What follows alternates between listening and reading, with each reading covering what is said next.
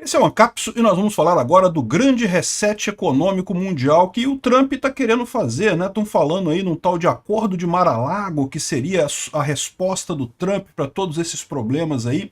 E eu vou mostrar para vocês aqui nesse vídeo que isso não faz sentido nenhum, até porque é muito engraçado, me mandaram um monte de vídeos sobre esse acordo de Mar-a-Lago que estão falando aí, e metade dos vídeos diz que o Trump abandonou esse acordo de Mar-a-Lago, metade diz que ele está seguindo esse acordo de Mar-a-Lago, o que não faz sentido nenhum. Eu vou explicar para vocês porque que não faz sentido nenhum, nenhuma das duas alternativas. Esse negócio de acordo de Mar-a-Lago simplesmente não faz sentido nenhum no final das contas, né? Eu concordo que a economia americana tem problemas, eu concordo que ela está num processo de desindustrialização forte, mas isso acontece exatamente porque ela está numa posição vitoriosa, né? Porque ela está na crista da onda, ela está agora justamente com a economia que está surgindo agora, é tudo americano, YouTube, X, Facebook, tirando o TikTok, que é chinês, o resto tudo é americano, ou seja, o que está acontecendo com a economia americana é que ela está se transformando, né, e está se transformando para o lado correto, para onde tem que ir mesmo, né. Então vamos entender esse caso aqui, porque eu acho que tem uma falha de entendimento do pessoal sobre o que o Trump está fazendo e estão deixando de considerar um ponto muito importante de todo político, que é, políticos são todos idiotas, não são todos burros, não tem nenhum político com ideia brilhante para resolver os problemas, né. E o Trump está fazendo exatamente isso. A minha visão que eu vou falar para vocês aqui é que essas medidas que o Trump está fazendo, elas não têm nenhuma correlação com um plano global para fazer alguma coisa, ao contrário, é uma hipótese lulista, né? Ele está se sentindo igual o Lula, querendo se vingar das pessoas que foram contra ele em 2020, se vingar no México, se vingar do Canadá, se vingar da Europa, se vingar do Zelensky e várias outras situações. Vamos entender isso daqui. Essa notícia foi sugerida por Eurônimos, Ian Curtis votava na Margaret Thatcher e várias outras pessoas. Obrigado aí ao pessoal que sugeriu notícias lá no nosso site, no visãolibertaria.com, e obrigado a você que está assistindo o nosso vídeo. Se você gosta do nosso conteúdo, por favor, deixe o seu like e se inscreva aqui no canal, né? Pois bem, o pessoal aqui da Folha de São Paulo está dizendo que o Trump deveria fazer a reforma tributária como o Brasil para aumentar a competitividade, diz a especialista. Eu acho muito engraçado isso. Essa reforma tributária brasileira é um inferno completo, é a destruição completa da economia brasileira. E esse pessoal continua elogiando. Eles têm que aproveitar esse períodozinho, porque quando ela começar a operar efetivamente, quando começar a coisa a acontecer, eles não vão ter mais argumentos favoráveis a essa reforma tributária, né? Mas enfim, isso aqui é piada. Agora, tem o pessoal falando sobre o grande reset do Trump aqui, que seria quando a economia global vira uma questão de segurança nacional e coisa e tal, e aí estão lembrando que o último grande acordo monetário mundial foi o acordo de Bretton Woods, né? Bretton Woods foi assinado lá em 44, durante a Segunda Guerra Mundial, e eu concordo, e foi o último grande acordo que teve, e eu quero ressaltar para vocês uma coisa muito importante nesse papo de novo acordo mundial. Você repara como é que foi feito o acordo de Bretton Woods? Aqui, ó, tem um monte de gente de um monte de países discutindo e chegando a esse acordo de Bretton Woods. E é por isso que eu digo para vocês que o Trump não está fazendo um novo acordo de Mar-a-Lago, ou seja, porque simplesmente o que ele está fazendo nesse momento é minar o apoio de todo o resto do mundo aos Estados Unidos. Nesse sentido, ele não tem como fazer um acordo desse tipo aqui, porque na situação que ele está hoje, defendendo a Rússia, né, sucateando a indústria americana para atender interesses russos, ele simplesmente, a indústria bélica americana, vocês sabem, né? Vários contratos de F-35 que estavam sendo negociados com a Europa, tá tudo suspenso, porque é lógico, como é que você vai comprar um avião dos Estados Unidos se você não sabe se os Estados Unidos tá realmente como um país independente ou virou uma sucursal da Rússia, né? Enfim, tá tudo em suspenso, o cara tá sucateando a indústria bélica americana. E aí, em que situação que você poderia ter um acordo desse? Repara, todo mundo sentadinho aqui, vários países de vários países do mundo negociando isso daí, chegaram em Bretton Woods. Eu concordo que Bretton Woods foi o último grande acordo monetário mundial. Seria hora de superar isso daí, né?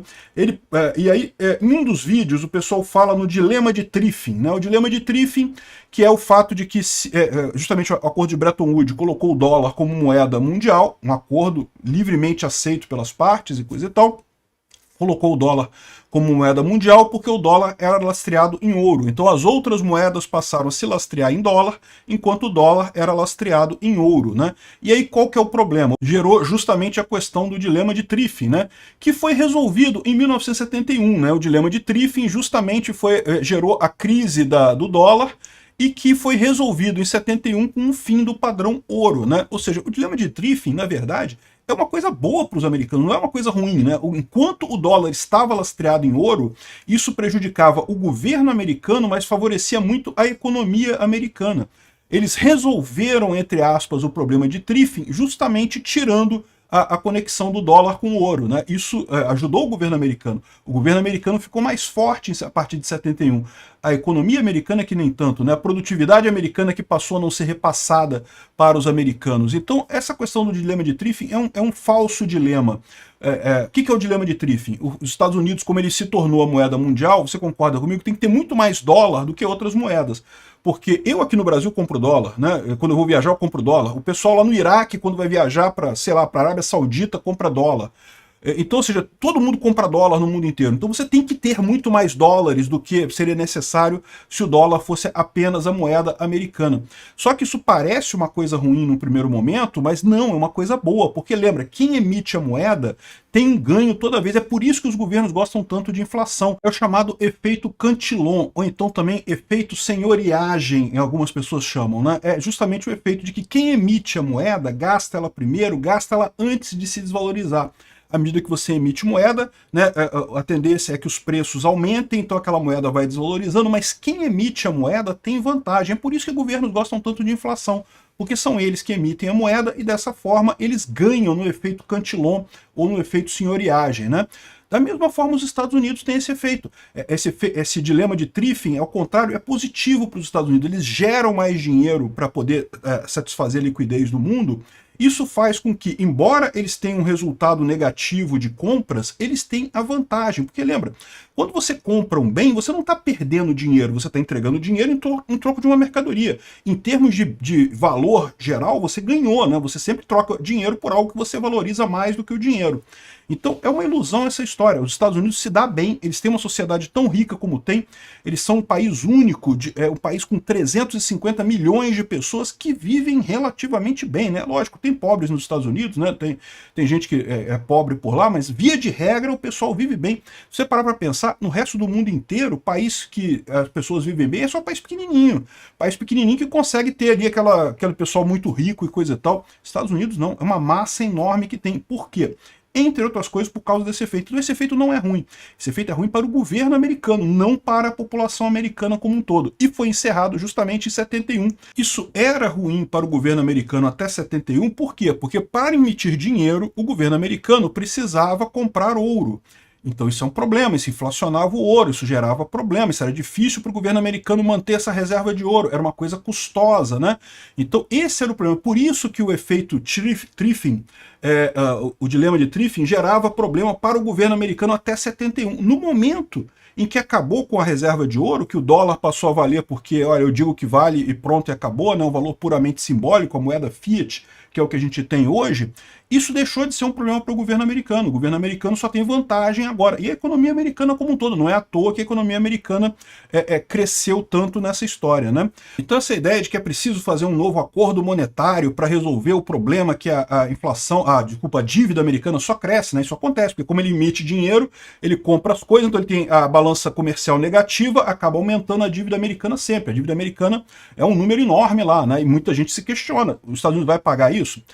Tem gente, por outro lado, que fala que esse negócio de dívida de país é meio que só um número, ou seja, números são infinitos, vocês sabem, então não tem problema nenhum esse número ficar crescendo toda a vida e coisa e tal, porque nunca vai ser pago mesmo, a dívida nunca vai ser paga. Então tem gente que fala dessa forma também. Eu não acredito nisso não, eu acho que é um problema esse negócio da dívida americana ficar subindo eternamente. Mas a questão toda é que se o Trump quer fazer um acordo para mudar essa coisa de toda, o que ele está fazendo é exatamente o contrário. Como é que ele vai fazer um acordo com os países do mundo colocando tarifas aleatórias? Isso é outro problema. Como é que você sabe que ele está indo nesse sentido? Isso seria para aumentar a tarifa, que seria que ele vai nesse sentido? Porque ele tem aumentado e depois diminuído. Aumentado, diminuído. Que lógica tem isso, né? Outra coisa é que essa proposta de reindustrialização por aumentar tarifas, eu já expliquei para você que isso é besteira, porque quando você aumenta a tarifa, você pode até trazer algum ganho em termos de trazer alguma empresa, algum emprego para o seu país, mas isso é muito menor do que o prejuízo que você toma ao cobrar imposto de todo mundo e inibir, inclusive, outras atividades que poderiam surgir com a compra barata de insumos do exterior. Esses insumos que estão chegando nos Estados Unidos têm valor, né? Agora você está taxando eles, você está desestimulando esses insumos de irem para lá e podem estar prejudicando outras empresas, por exemplo, as empresas de tecnologia, por exemplo, as empresas de redes sociais, esse tipo de coisa, exatamente prejudicando o que importa para tentar reviver uma coisa industrial que eu não sei se importa tanto assim, e buscando esse isolamento completo que não resolve problema nenhum, não é impossível no final das contas. A única coisa que explica essa posição do Trump é justamente o fato de que ele não sabe o que está fazendo. Ele está seguindo justamente pelo efeito Lula, né? Ele está aquele negócio de querer se vingar das pessoas que foram contra ele lá em 2020 e só isso. E não subestime esse negócio. Ah, mas o Trump tem uma equipe de especialistas, um monte de economistas, ele tem um monte de economistas, um monte de especialistas, não tenho dúvida nenhuma disso. O problema é que quem toma a decisão no final das contas é ele. Não subestime enquanto uma pessoa perseguida pode ser vingativa depois, né? Por mais que ele tenha bons conselheiros, dando bons conselhos para ele ali, no final das contas, o cara acaba tomando a decisão no sentido que ele sente que está espizinhando mais o pessoal que pisou nele no passado. Eu não tiro isso da cabeça. Para mim, a visão que o Trump está fazendo é essa, e a prova principal é que ele está quebrando o mercado americano. Algumas pessoas estão falando assim, não, mas esse é o objetivo dele é desvalorizar o dólar como moeda de troca para justamente ter independência e trazer de volta as indústrias para os Estados Unidos. Caramba, que coisa mais burra! Porque os Estados Unidos já tem a dominância da tecnologia global, já tem as empresas de tecnologia, já tem inteligência artificial, já tem o que precisa, vai se preocupar com pé de fábrica, porque tem que fabricar coisa nos Estados Unidos e coisa e tal. Ah, mas que se tiver uma guerra global e coisa e tal... Cara, se tiver uma guerra global, todos os fluxos de produção de tudo no mundo já são mundializados, já são globalizados. Não tem como você evitar ser afetado por uma guerra global. É inútil achar que você vai voltar no passado, quando tudo era fabricado no Brasil, ou tudo era fabricado nos Estados Unidos. Aliás, eu nem sei se existiu esse passado, eu acho que sempre teve muita globalização no final das contas. Essa coisa de querer fabricar tudo no país para não depender de ninguém no caso de uma guerra é uma ilusão que não tem sentido nenhum. Sempre vai ser uma aposta errada, né? O que você tem que apostar é na eficiência econômica. Porque quanto mais eficiência econômica você tem, ao mesmo tempo você enriquece mais o seu povo e você diminui a chance de ter uma guerra. Porque quando você está fazendo comércio com um monte de gente, você diminui a chance de ter uma guerra. Né? Olha o Putin fez a besteira de invadir a Ucrânia, está quebrando a economia da Rússia completamente no final das contas. Então eu vou falar para vocês, eu não acho que o Trump tem esse grande plano aí de reset e coisa e tal, eu acho que ele está perdido, sem saber o que fazer, e muito provavelmente vamos enfrentar uma crise muito grande. Se o que ele quer é destruir o dólar, ok, ele vai conseguir, porque isso ele consegue sozinho, isso ele não precisa de acordo. Se ele quer destruir o dólar, ele não precisa de acordo.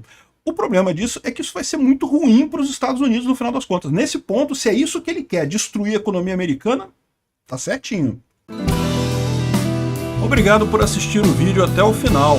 Além de curtir, compartilhar e se inscrever no canal, considere se tornar patrocinador com valores a partir de R$ 1,99. Clique no botão Seja Membro abaixo para saber as condições e vantagens de patrocinar o canal. Mais informações sobre o nosso projeto, visite nossos sites indicados na tela.